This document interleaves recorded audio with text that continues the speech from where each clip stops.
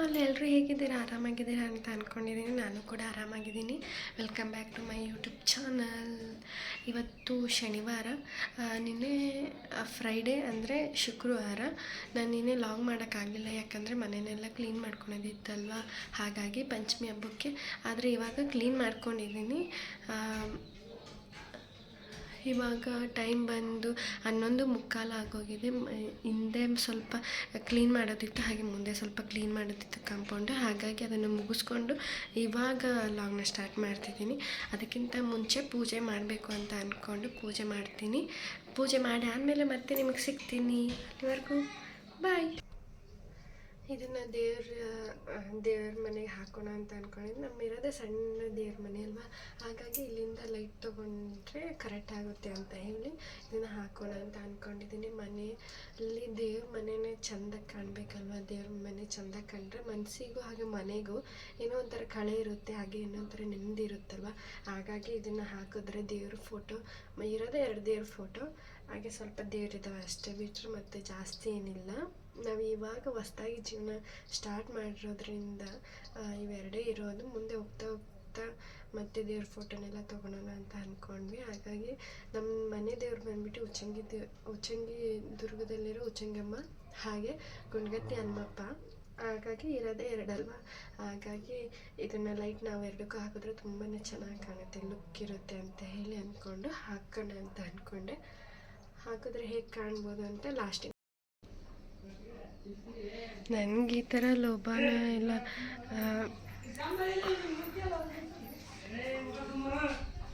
ಈ ಥರ ಲೋಬಾನ ಹಾಕೋದಂದರೆ ತುಂಬಾ ಇಷ್ಟ. ಯಾಕಂದರೆ ಇದು ಪಾಸಿಟಿವ್ ಎನರ್ಜಿನ ಇನ್ಕ್ರೀಸ್ ಮಾಡುತ್ತೆ, ನೆಗೆಟಿವ್ ಎನರ್ಜಿನ ಕಮ್ಮಿ ಮಾಡುತ್ತೆ. ಹಾಗಾಗಿ ವಾರಕ್ಕೆ 2 ಸಲ ನಾನು ಈ ಥರ ಹಾಕ್ತೀನಿ, ಶುಕ್ರವಾರ ಮತ್ತು ಮಂಗಳವಾರ. ಆದರೆ ನಿನ್ನೆ ಶುಕ್ರವಾರ ನಾನು ಪೂಜೆ ಮಾಡಲಿಲ್ಲದ ಕಾರಣ ಇವತ್ತು ಹಾಕಿದ್ದೀನಿ. ನನಗೆ ಇದು ನಮ್ಮ ಪುಟ್ಟ ದೇವ್ರ ಕೋಣೆ ಹೇಗೆ ಕಾಣಿಸ್ತಿದೆ. ಇದು ಲೈಟ್ ಹಾಕ್ತೀನಿ ಅಂತ ಹೇಳಿದ್ನೆಲ್ಲ, ಲೈಟ್ ಹಾಕಿದ್ದೀನಿ, ಚೆನ್ನಾಗಿ ಕಾಣ್ತಿದೆ. ಲೈಟ್ನ ಆಫ್ ಮಾಡಿದ್ದೀನಿ, ಹಾಗಾಗಿ ಚೆನ್ನಾಗಿ ಕಾಣ್ತಿದೆ. ಲೈಟ್ ಆನ್ ಮಾಡ್ತೀನಿ ನೋಡಿ.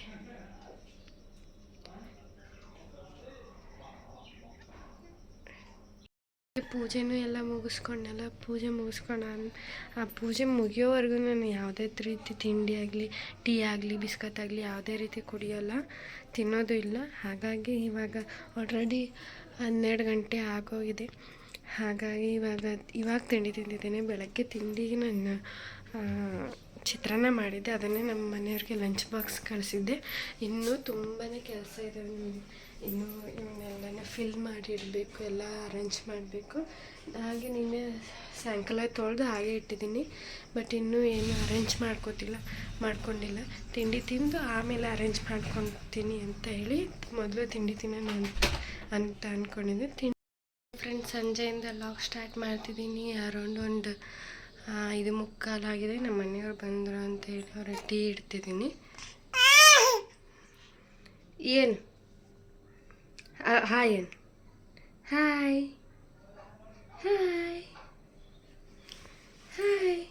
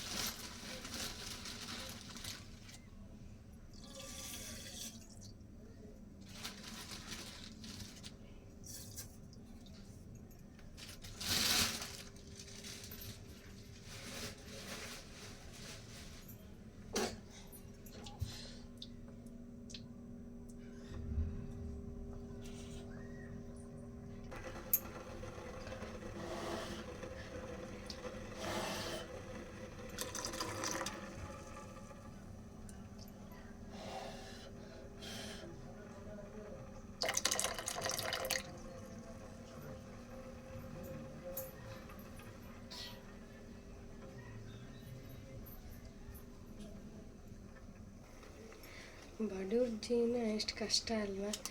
ಈಗ ಪ್ರೆಸೆಂಟ್ ನನ್ನ ಹತ್ರ ಇರೋದೇ ಇಷ್ಟು 20 ರೂಪಾಯಿ. ಇಷ್ಟು ಬಿಟ್ಟರೆ ಮತ್ತೆ ಯಾವ ದುಡ್ಡು ಇಲ್ಲ. ಇನ್ನು ತಿಂಗಳು ಕೊನೆ ಬಂದು ಮನೆಗೆ ಅಮೌಂಟು ಇರೋದೇ ಇಲ್ಲ. ಯಾಕಂದರೆ ಅದಕ್ಕೂ ಇದಕ್ಕೂ ಖರ್ಚಾಗ್ಬಿಡುತ್ತೆ. ಸೇವಿಂಗ್ಸ್ ಮಾಡ್ತಿದ್ದೀವಲ್ವ ನಮ್ಮ ಮನೆ ಕಟ್ಟಬೇಕು ಅಂತ.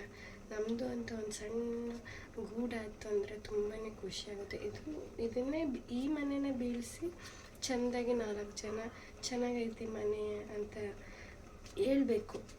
ಆ ಥರ ಮನೆ ಕಟ್ಟಬೇಕು ಅಂತ ಅಂದ್ಕೊಂಡಿದ್ದೀನಿ. ಅದಕ್ಕೆ ಇನ್ನೂ ಒಂದು 5-6 ವರ್ಷ ಆಗುತ್ತೆ. ಅಲ್ಲಿವರೆಗೂ ಈ ಕಷ್ಟ ತಪ್ಪಿದ್ದಲ್ಲ. ಹಾಗೆ ನಿಮಗಿನ್ನೊಂದು ಹಳೆ ಕಾಲದಲ್ಲಿ 25 ರೂಪಾಯಿ, 25 ಪೈಸಾ, 10 ಪೈಸಾ ಈ ಥರ ಇರುತ್ತಲ್ಲ, ಆ ಥರ ನನ್ನ ಹತ್ರ 2 ಏನೋ ಕಾಯಿನ್ ಇದ್ದಾವೆ. ನನಗೆ ಅವು ಸಿಕ್ಕಿದ್ದು. ನಾನು ಅದನ್ನು ದೇವ್ರ ಹತ್ರ ಇಟ್ಟಿದ್ದೀನಿ. ಒಂದು ನಿಮಿಷ ನಿಮಗೆ ತೋರಿಸ್ತೀನಿ. ನಿಮಗೆ ಕಾಣಿಸ್ತಿದೆಯಾ ಫ್ರೆಂಡ್ಸ್? ಇದು 10 ಪೈಸೆ. ಆವಾಗನೇ ಇದು ದೊಡ್ಡ ಅಮೌಂಟ್ ಇದ್ದಂಗೆ ನೋಡಿ. ಇದು 10 ಪೈಸೆ ಕಾಣಿಸ್ತಿದೆಯಾ? ಹಾಗೆ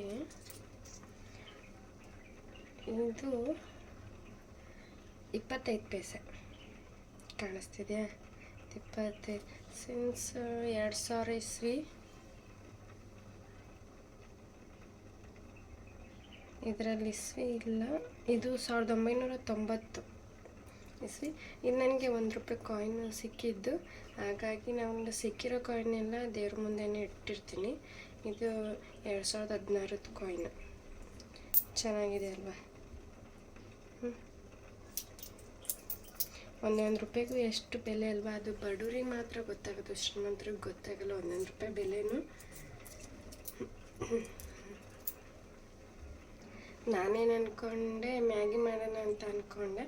ಬಟ್ ಇರೋದೇ 20 ರೂಪಾಯಿ ಅಲ್ವಾ? ಇನ್ನೊಂದು 3-4 ದಿನ ಪೇಮೆಂಟ್ ಆದರೆ ಮಾಡ್ಬೋದು ಅಂತ ಸುಮ್ಮನೆ ಅದೇ 20 ರೂಪಾಯಿ 3-4 ದಿನ ಮಾಡಬೇಕು.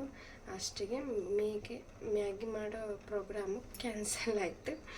ಇವಾಗ ಬರೀ ಟೀ ಅಷ್ಟೇ ಮಾಡ್ತಿದ್ದೀನಿ. ಟೀನೇ ಕುಡ್ಕೊಂಡು ಮುಂದೆ ಅಡುಗೆ ಏನು ಮಾಡಬೇಕು ಅಂತ ಯೋಚನೆ ಮಾಡಬೇಕು. ಎದು ಪ್ಲ್ಯಾನ್ ಮಾಡ್ಕೊಂಡಿಲ್ಲ ನಾನು. ಅಡುಗೆ ನೋಡೋಣ. ನನಗೆ ಆಮೇಲೆ ಸ್ವಲ್ಪ ಟೀ ಕುಡಿದು ಸ್ವಲ್ಪ ಹೊತ್ತು ಕುತ್ಕೊಂಡು ಆಮೇಲೆ ಯೋಚನೆ ಮಾಡಿದ್ರೆ ಆಯ್ತು. ನಾನಿನ್ನೂ ಸಾಮಾನೆಲ್ಲ ಯಾವುದನ್ನು ಆರ್ಗನೈಸ್ ಮಾಡ್ಕೊಂಡಿಲ್ಲ. ಚಳಿ ಇತ್ತು, ಹಾಗೆ ಮಳೆ ಸ್ವಲ್ಪ ಬರ್ತಿತ್ತಲ್ಲ, ಹಾಗಾಗಿ ಸುಮ್ಮನೆ ಸ್ವಲ್ಪ ಹೊತ್ತು ಮಲ್ಕೊಂಡಿದ್ದೆ. ನನ್ನ ಮಗಳು ನನ್ನ ಜೊತೆನೇ ಮಲ್ಕೊಂಡಿಲ್ಲ ಅಂಥೇಳಿ ಅವಳ ಜೊತೆನೇ ಮಲ್ಕೊಂಡ್ಬಿಟ್ಟೆ.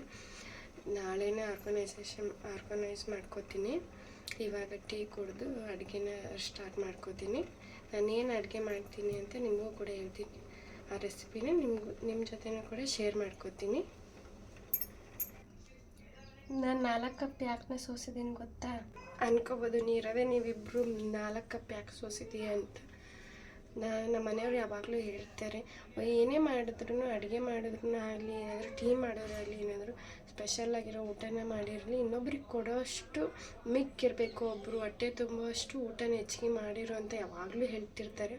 ನಾನು ಅದೇ ರೀತಿ ಒಬ್ರಿಗೆ ಆಗೋಷ್ಟು ಹೆಚ್ಚಿಗೆ ಅಡುಗೆ ಆಗಲಿ ಟೀನೇ ಆಗಲಿ ಹೆಚ್ಚಿಗೆ ಮಾಡಿರ್ತೀನಿ.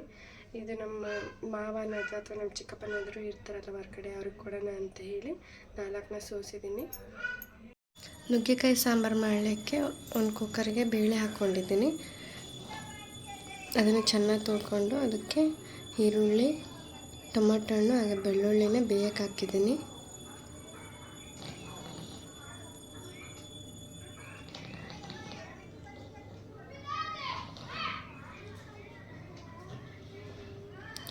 ನೀರು ಎಷ್ಟು ಬೇಕಾಗುತ್ತೆ ನೀರು ಅಷ್ಟು ನೀರು ಹಾಕ್ಕೊಂಡು ಅದನ್ನು ಮುಚ್ಚಳ ಮುಚ್ಚಿ ಒಂದು 6-7 ವಿಜಿಲ್, ಯಾಕಂದರೆ ಬೇಳೆ ಮೆತ್ತು ಬೇಯಬೇಕಲ್ಲ. ಹಾಗಾಗಿ ಈ ಥರ ನಾನು ಯಾಕೆ ಬಟ್ಲು ಹಾಕ್ತಿದ್ದೀನಿ ಅಂದರೆ, ವಿಶಿಲ್ ಹೊಡೆದಾಗ ಮೇಲೆ ಬೇಳೆ ಬರುತ್ತಲ್ಲ, ಹಾಗಾಗಿ ಅದು ಬರಬಾರ್ದು ಅಂತ ಹೇಳಿ ನಾನು ಈ ಥರ ಒಂದು ಬಟ್ಲನ್ನ ಹಾಕಿ ಕ್ಲೋಸ್ ಮಾಡ್ತಿದ್ದೀನಿ.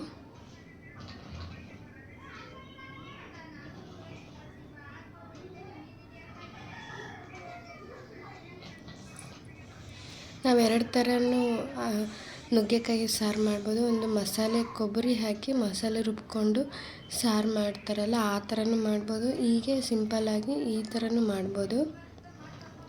ನಾನು ನುಗ್ಗೆಕಾಯಿನ ಅದ್ರ ಸಿಪ್ಪೆನ ತಕ್ಕೊಂಡು ಕ್ಲೀನಾಗಿ ತೊಳ್ಕೊತಿದ್ದೀನಿ.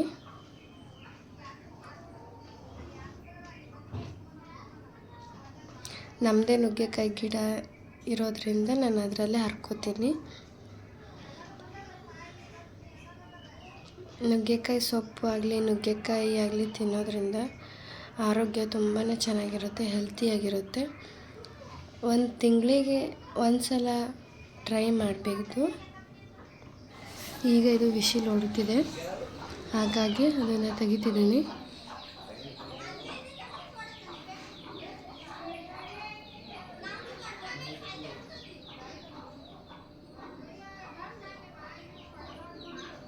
ನೋಡಿ, ಬಟ್ಲ ಹಾಕಿರೋದ್ರಿಂದ ಮೇಲ್ಗಡೆ ಅದು ಉಕ್ಕಿಲ್ಲ. ನೋಡಿ ಎಷ್ಟು ಮೆತ್ತಗೆ ಬೆಂದಿದೆ.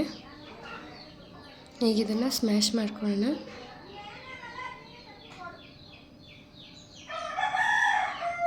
ಒತ್ಕೋತಾರಲ್ಲ ಅದರಲ್ಲಿ ಒತ್ಕೋಬೇಕು. ಬೆಳ್ಳುಳ್ಳಿ ಟೊಮೆಟೊನ್ನು ಸ್ಮ್ಯಾಶ್ ಆಗಬೇಕಲ್ಲ, ಹಾಗಾಗಿ ಕ್ಲೀನಾಗಿ ಸ್ಮ್ಯಾಶ್ ಮಾಡ್ಕೋಬೇಕು.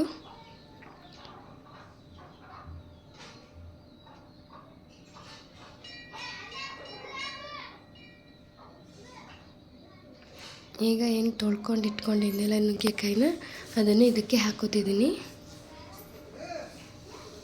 ಇದಕ್ಕೇನೆ ಉಪ್ಪು ಹಾಕೋತಿದ್ದೀನಿ. ಹಾಗೆ ಇದಕ್ಕೇನೆ ಸ್ವಲ್ಪ ಖಾರ ಪುಡಿ ಹಾಕೋತಿದ್ದೀನಿ, ಸ್ವಲ್ಪ ಸಾಂಬಾರು ಪುಡಿ ಹಾಕ್ತಿದ್ದೀನಿ. ನಿಮ್ಮ ಹತ್ರ ಯಾವ ಸಾಂಬಾರು ಪುಡಿ ಇರುತ್ತೋ ಅದನ್ನೇ ಹಾಕ್ಕೋಬೇಕು. ಸ್ವಲ್ಪ ನೀರು ಹಾಕೋತಿದ್ದೀನಿ. ಕನ್ಸಿಸ್ಟೆನ್ಸಿ ನೋಡಿ ನೀರು ಹಾಕ್ಕೊಳ್ಳಿ.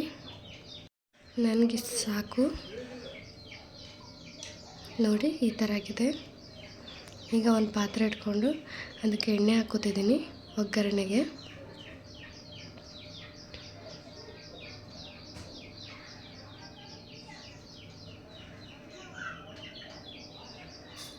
ಎಣ್ಣೆ ಸ್ವಲ್ಪ ಕಾಯಲಿ.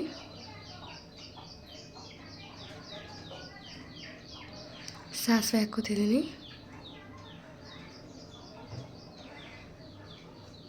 ಚಟಪಟ ಅಂದಮೇಲೆ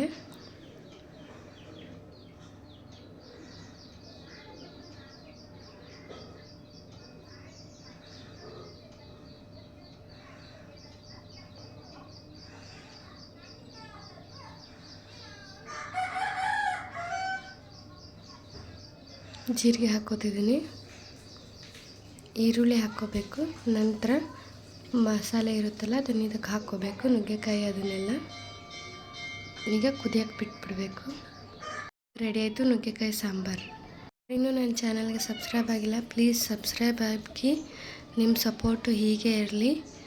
ಥ್ಯಾಂಕ್ ಯು ಫಾರ್ ವಾಚಿಂಗ್.